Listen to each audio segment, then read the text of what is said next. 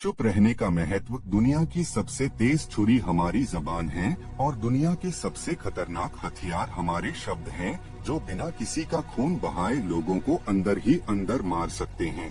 हमारे शब्द हमारी ताकत हो सकते हैं, उसी के साथ यह हमारी सबसे बड़ी कमजोरी भी हो सकते हैं, अगर हमें नहीं पता कि कब, कहां और क्या और कितना बोलना है। यदि हम सही समय पर सही इरादे के साथ सही शब्दों का प्रयोग करते हैं तो यह हमें एक सफल व्यक्ति बनाता है, लेकिन अगर हम सही समय पर सही इरादे से सही शब्दों का इस्तेमाल नहीं करते तो यह हमारे जीवन को नर्क से बदतर बना सकता है। तो चलिए जानते हैं एक कहानी के माध्यम से चुप रहकर जीवन को कैसे बदला जा सकता है। जापान में एक बहुत ही प्रसिद्ध बौद्ध भिक्षु रहा करते थे। उनका नाम रिसाई था। रिसाई अकेले रहते थे। दुनिया के शोर शराबे से दूर जंगल में वो रहते थे और वह बड़े ही ध्यानी और प्रभु भक्त व्यक्ति थे, इसलिए वह पूरे जापान में बहुत प्रसिद्ध थे।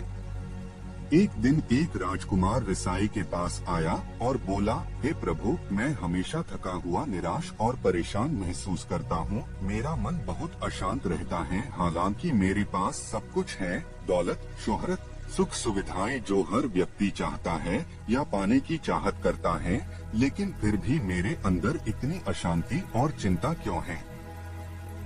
रिसाई ने उसकी बात बहुत ही ध्यान सुनी और कुछ सोचने के बाद कहा, तुम इस प्रश्न का उत्तर जानते हो, बस तुमने कभी इस प्रश्न को हल करने की कोशिश नहीं की है। रिसाई ने आगे कहा, मैं एक खोज करना चाहता हूँ, क्या तुम मेरा साथ उसमें दोगे? इस खोज के बाद तुम्हारे जीवन में किसी भी तरह की अशांति और चिंता नहीं रहेंगी। यह बात सुनकर राजकुमार बहुत खुश हुआ। उसने रिसाई से कहा, बताइए मुझे क्या करना होगा? अपने मन के शांति के लिए मैं कुछ भी करने को तैयार हूँ। राजकुमार की बात सुनकर रिसाई ने कहा, तो फिर अगले 15 दिन तक मेरे आश्रम में रहोगे और एक सामान्य व्यक्ति की तरह अपना जीवन व्यक्तित्व करोगे और इन 15 दिनों में तुम अकेले और चुपचाप रहोगे, जितना हो सके कम बोलोगे। राजकुमार सहमत हो गया। पहले दिन राजकुमार को लगा कि उसका मन सामान्य से अधिक अशांत और विचलित है। उसके मन में तरह तरह के विचार आ रहे थे और वह आम लोगों की तरह जीवन जीने में असहज महसूस कर रहा था और उसे अंदर से बोलने की चाहत हो रही थी, लेकिन वह चुपचाप रहा। उसके मुंह से एक शब्द भी नहीं निकला। अगले दिन वह वैसे ही पूरा दिन चुपचाप बैठा रहा। अगले 2-3 दिन बस वह चुपचाप बैठे रहता, लेकिन रात होते होते उसे अंदर ही अंदर शांति का अनुभव होने लगा। उसके लिए यह अनुभव अजीब था। वह खुद से पूछ रहा था कि वह अंदर ही अंदर इतना खुश क्यों है। अगले दिन राजकुमार अकेला चुपचाप बैठा रहा और वह प्रकृति को निहारने लगा। वह पौधों को, फूलों को, आकाश में उड़ रहे पक्षियों को देख रहा था। वह अपने जीवन में पहली बार यह अद्भुत दृश्य महसूस कर रहा था कि उसके आसपास कितनी सुंदरता है। अब वह दिन भर प्रकृति की सुंदरता को निहारता रहता और ताजगी महसूस करते रहने लगा था। इसी तरह से 10 दिन बीत गए थे और उसके मन की सारी बेचैनी, सारी हलचल और सभी तरह के तनाव गायब हो गए। 11वें दिन की सुबह राजकुमार फिर से एकांत में बैठ गया और कुछ ही मिनटों में उसकी आंखें अपने आप बंद हो गई और वह गहरे ध्यान में चला गया। वह पूरे दिन वहीं पर ध्यान लगा के बैठा रहा और गहरे ध्यान में डूबा रहा। न कोई शब्द, न कोई चिंता। राजकुमार भीतर से असीम शांति और आनंद से भर गया। राजकुमार अपने बाकी के 4 दिन इसी तरह व्यतीत करने के बाद रिसाई के पास गया और उन्हें प्रणाम किया और बोला, हे भिक्षु महाराज, मुझे उत्तर मिल गया कि मेरे में इतनी उथल पुथल और चिंता क्यों था। मैं जान गया कि मेरा मन इतना अशांत और विचलित क्यों था। रिसाई ने मुस्कुराते हुए कहा, बताओ क्या उत्तर मिला तुम्हें? राजकुमार ने कहा, मैं जरूरत से ज्यादा बातें करता था। मैं किसी पर भी अपने शब्द और ऊर्जा व्यर्थ करता था।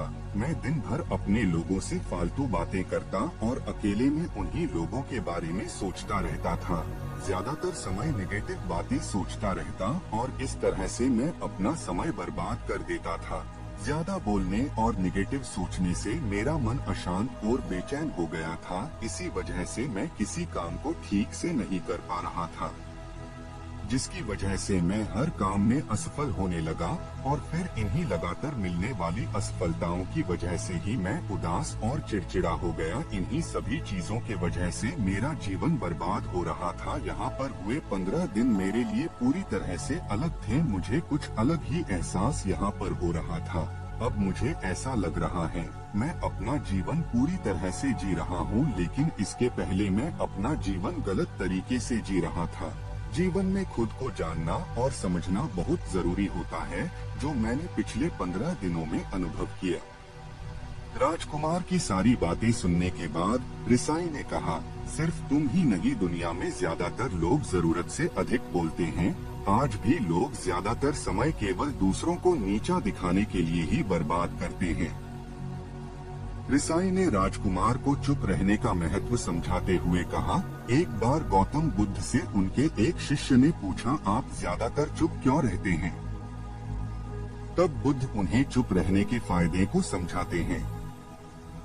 चुप रहने से व्यक्ति अंदर से अनंत शांति और गहराइयों में होता है। मौन अपने भीतर उतरने की पहली सीढ़ी है। मौन के बिना खुद को जानना असंभव है। खुद को जानने और समझने का पहला नियम है मौन हो जाओ। कम बोलने का कोई भी नुकसान नहीं है, लेकिन यदि आप ज्यादा बोलते हैं तो आप अधिक गलतियां करते हैं। अगर व्यक्ति कम बोलना शुरू कर दे तो संसार की 90% मुसीबतें अपने आप खत्म हो जाएंगी। जिसने मौन रहने की कला जान ली, वो भीड़ में भी अकेले रहने कला जान लेता है। एकांत में तो आदमी आनंदित रहता है, दूसरों की उपस्थिति ही तो बेचैनी पैदा करती है। चुप रहने की शक्ति से अधिकतर ऊर्जा को बचा लोगे। इस कहानी से हमें यह सीखने को मिलता है कि चुप रहने में भी एक अद्भुत शक्ति होती है। अगर हम सही समय पर सही शब्दों का प्रयोग करते हैं तो हम अपने जीवन को सकारात्मक दिशा में बदल सकते हैं। चुप रहने से हम अपने आत्मा की गहराइयों में जा सकते हैं और अंदर से शांति का अनुभव कर सकते हैं। इससे हम अपने विचारों और भावनाओं को साफ करके अपने जीवन को सकारात्मक बना सकते हैं। चुप रहने की कला हमें सीखनी चाहिए ताकि हम अपने शब्दों का सही इस्तेमाल करके अपने और दूसरों के जीवन को सुधार सकें।